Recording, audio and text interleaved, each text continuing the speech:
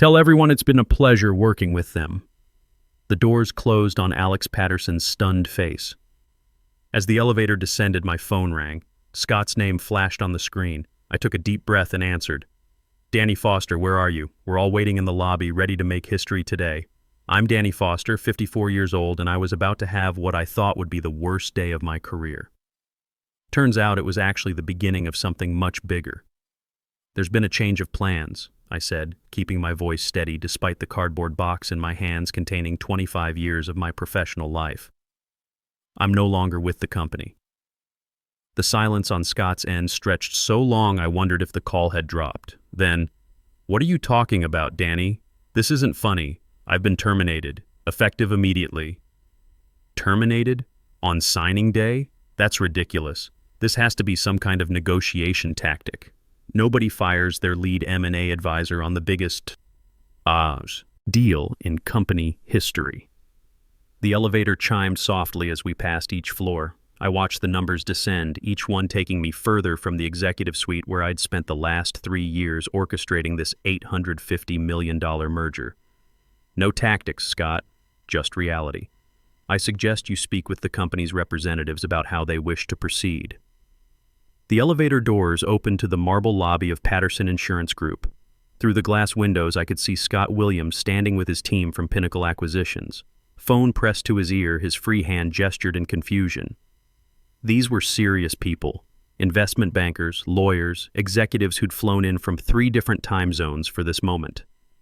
Behind Scott's group, I noticed Alex Patterson had also arrived in the lobby, probably taking the stairs to make his grand entrance for the signing ceremony. Alex, 31 years old, McKinsey alum, and son of our CEO Monica Patterson. The golden boy who'd just torpedoed the biggest deal of his mother's career because I wasn't wearing a tie. I walked out of the elevator, box balanced in my arms like some corporate refugee. Scott spotted me immediately. His expression shifted from confusion to alarm as he processed what he was seeing, his primary contact at Patterson Insurance walking out with his belongings in a box.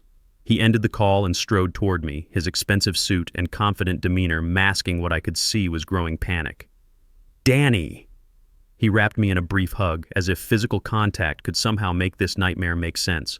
"What the hell is happening? We're supposed to sign in 20 minutes. The press release goes live at noon." I took a steady breath, very aware that Alex was watching our exchange from across the lobby.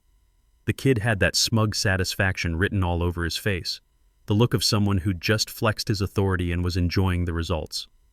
"Afraid not, Scott. Your lead contact just got fired.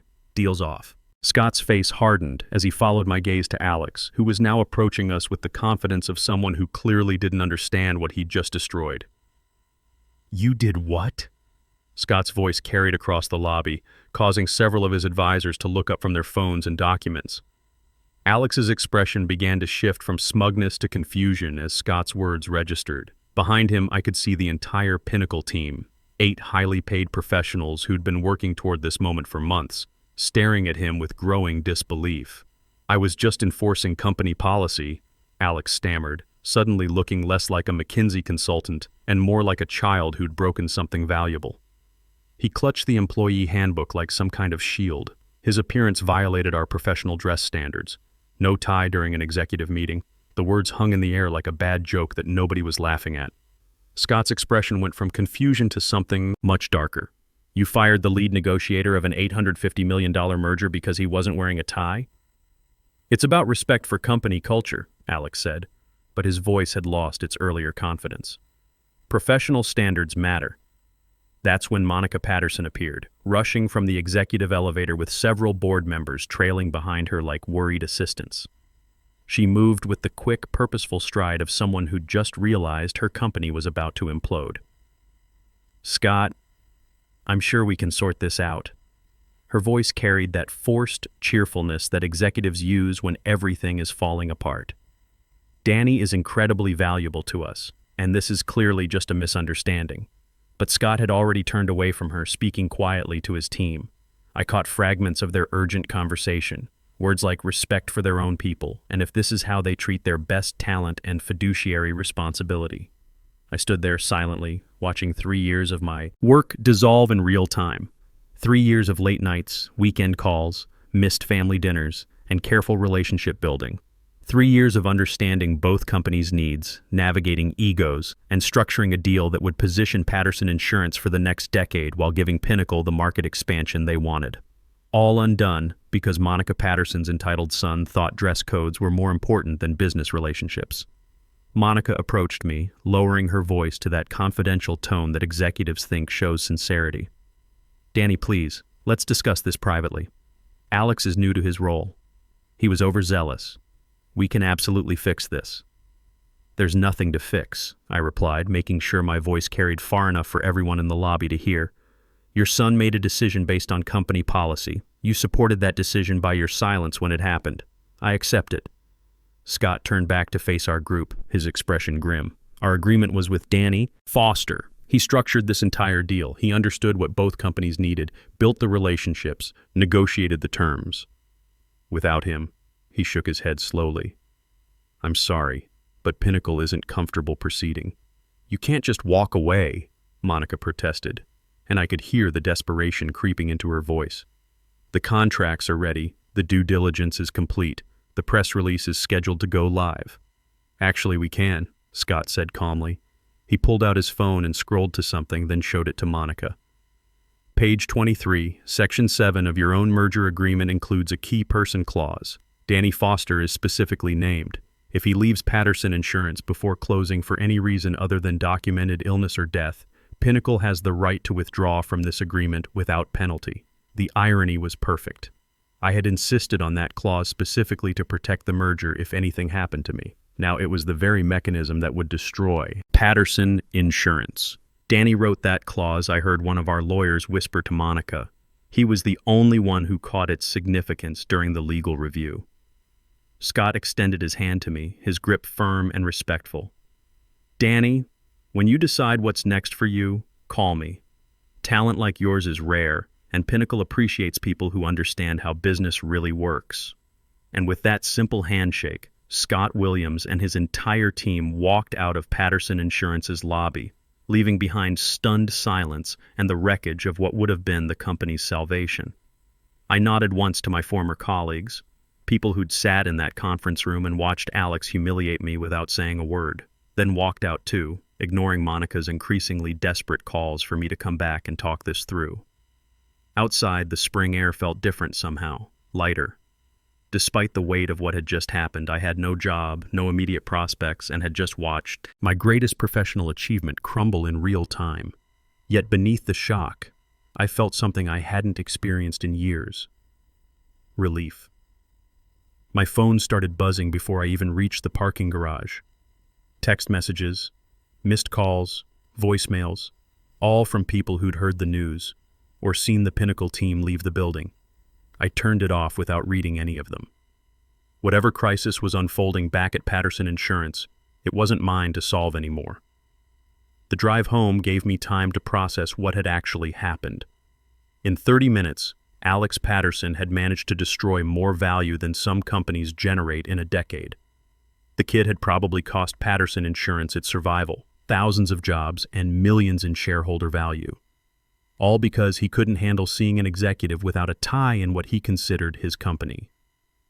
At home, I did something I hadn't done on a weekday in probably 5 years.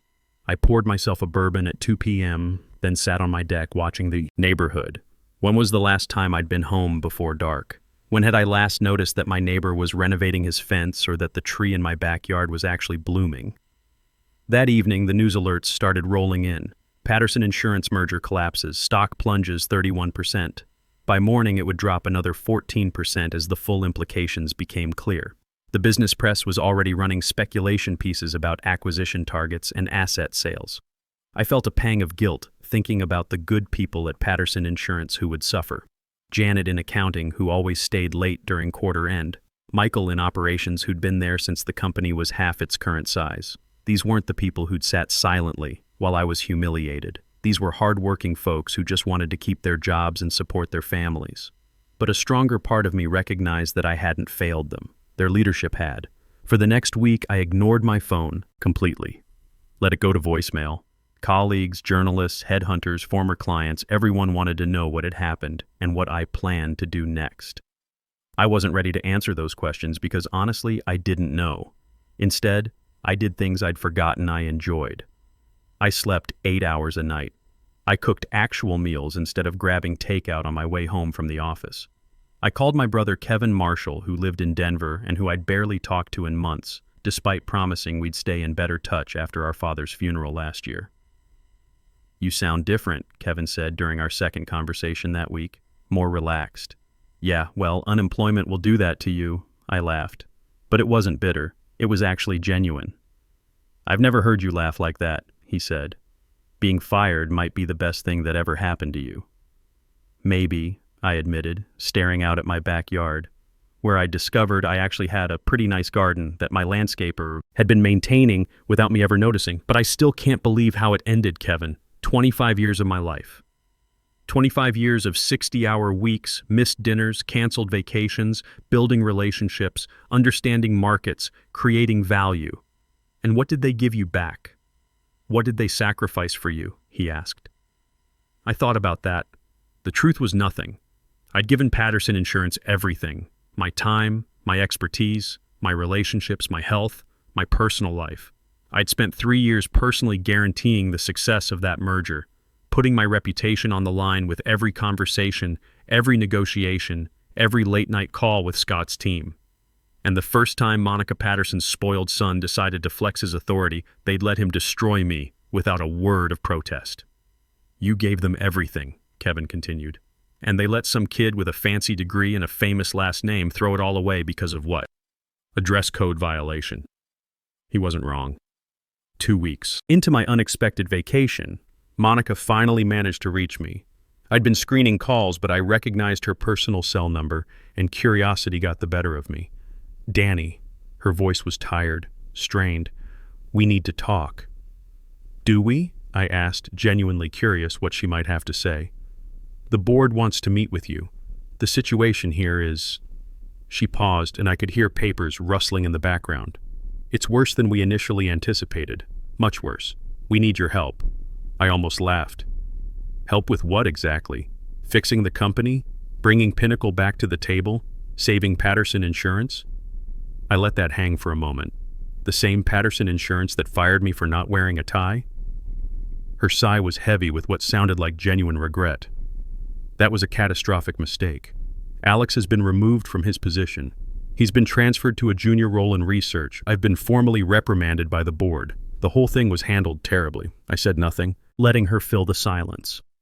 "Please, Danny, thousands of jobs are at stake here. People who worked alongside you for years. People who respect you and your work. People who sat silently while I was humiliated, I thought. People who watched their colleague get destroyed by a 31-year-old and didn't say a word." But I kept that observation to myself. "What exactly are you offering?" I asked instead. "Come to the board meeting tomorrow. We'll discuss terms. You can essentially name your price."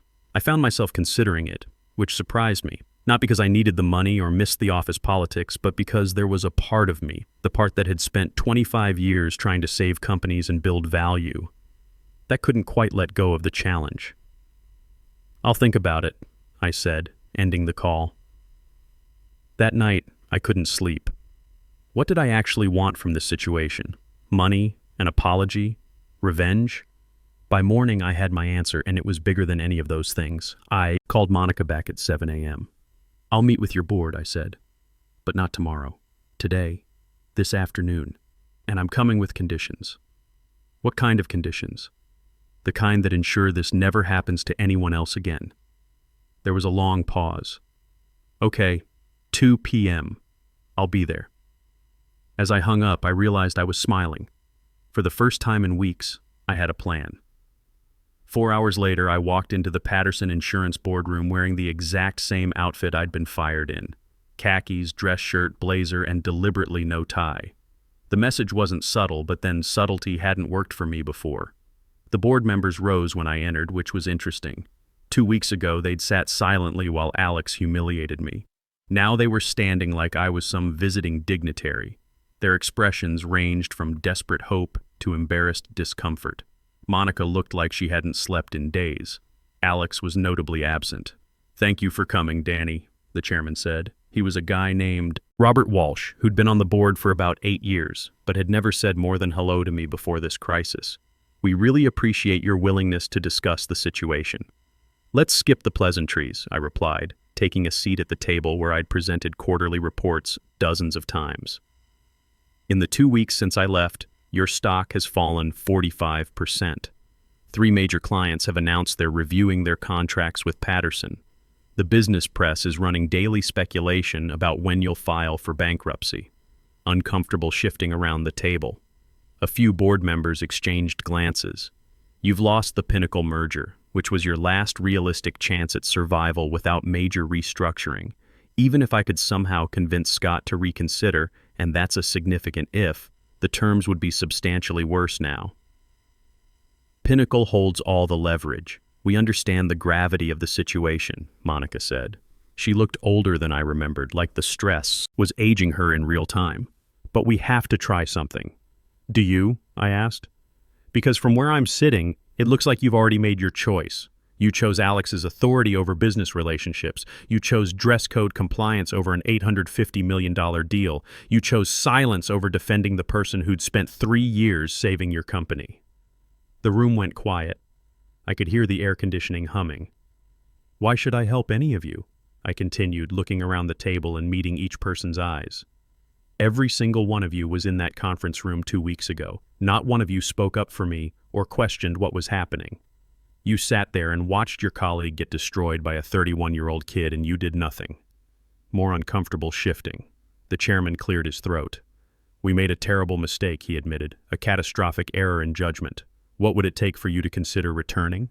I reached into my bag and pulled out a folder my attorney had helped me prepare the night before. "These terms are non-negotiable." I placed it in front of him, watching his eyebrows rise as he read the first page. He passed it to Monica, whose face went pale, then to the other board members. I could see their expressions change as they absorbed what I was asking for. "This is extensive," Monica said finally. "Yes. Full reinstatement as chief operating officer at double my previous salary. A permanent seat on this board. Complete autonomy over strategic decisions. A substantial equity stake in Patterson Insurance." I paused. "And a public statement acknowledging the error in my termination."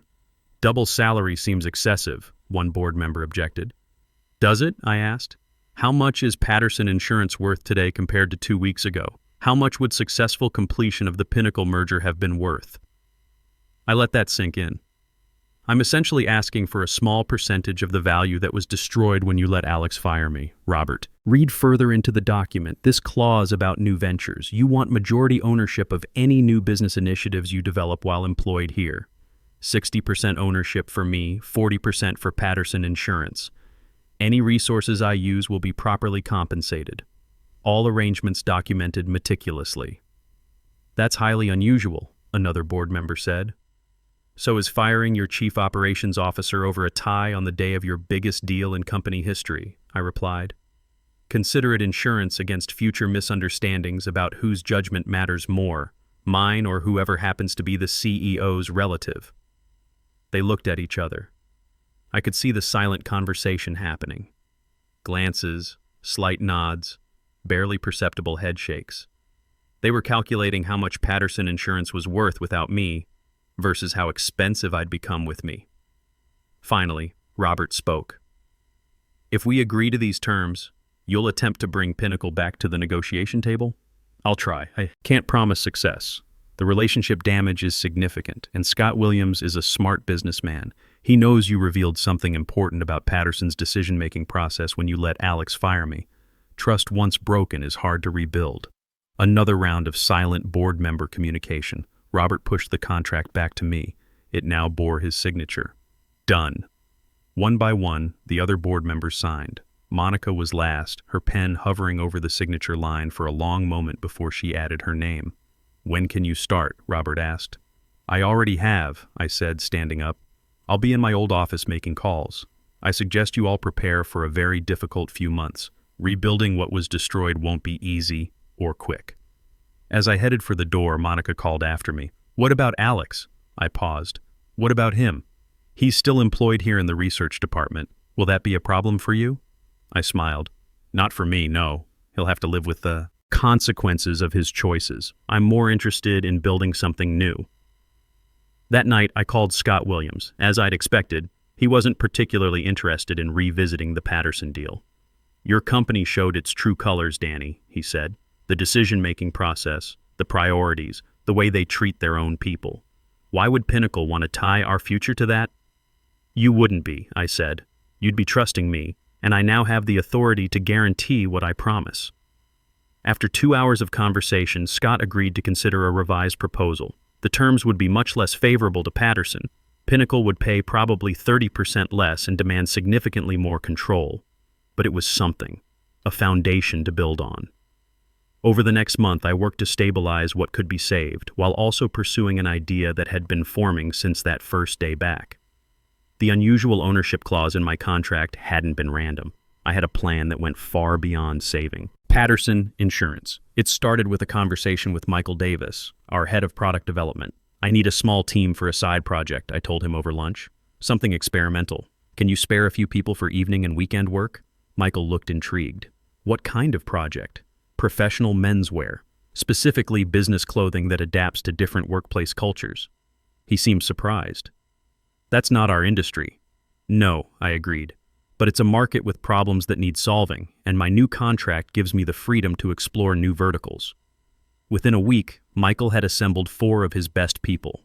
They were excited about the creative challenge, designing clothing that could transition between formal and casual, traditional and modern, all while maintaining the highest professional standards. We called it Executive Edge, and it was going to change everything. 6 months later, Executive Edge was ready for launch. What had started as evening brainstorming sessions had become a sophisticated operation.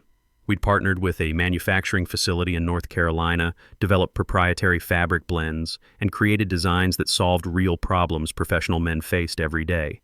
I began wearing our prototypes to work, suits that could transition from boardroom formal to business casual with simple adjustments, shirts with convertible collars, jackets with subtle removable elements. No one commented directly, but I noticed people watching, asking questions about where I shopped. The day before our official launch, I called a company-wide meeting. Everyone attended. They knew something big was coming. As I walked to the front of the conference room, I spotted Alex sitting in the back row, trying to blend into the wall. 6 months in a junior research role had significantly diminished his presence. "Thank you all for coming," I began. "Today marks an important milestone for Patterson Insurance. We've weathered our crisis, stabilized our core business, and now I'm ready to announce something new." Monica sat in the front row looking confused. This wasn't on her agenda. For the past 6 months, a small team has been working on a special project, one that represents not just innovation, but transformation. I clicked to display our first slide, the Executive Edge logo. "I'm proud to introduce Executive Edge, professional menswear designed to adapt to changing workplace environments and standards." Murmurs swept through the room as I showed images of our designs. These aren't just clothes, they're solutions. Every piece addresses specific challenges professional men face daily. I gestured to my own suit. "Take what I'm wearing. Standard business suit at first glance, but watch." I demonstrated the adaptability, collar adjustments, removable elements, style transitions. The room watched in fascination. No more buying multiple wardrobes for different workplace cultures. No more anxiety about arbitrary rule changes. I advanced to financial projections that made several executives sit straighter. Market research indicates significant demand. We've secured manufacturing partnerships, distribution channels, and a marketing strategy built on authentic storytelling. I paused, meeting Alex's eyes across the room. Every Executive Edge piece includes a tag explaining its inspiration. The story of how a single arbitrary judgment, a missing tie, nearly destroyed a company and derailed an $850 million merger. Complete silence. Everyone knew exactly what I was referencing. That incident revealed something crucial. When professional capability becomes secondary to superficial compliance, everyone loses. Executive Edge offers a practical solution. I clicked to our launch announcement. Thanks to my employment contract granting majority ownership of new ventures, Executive Edge operates independently, with Patterson retaining 40% ownership. All development costs have been properly compensated and documented. Monica stood up.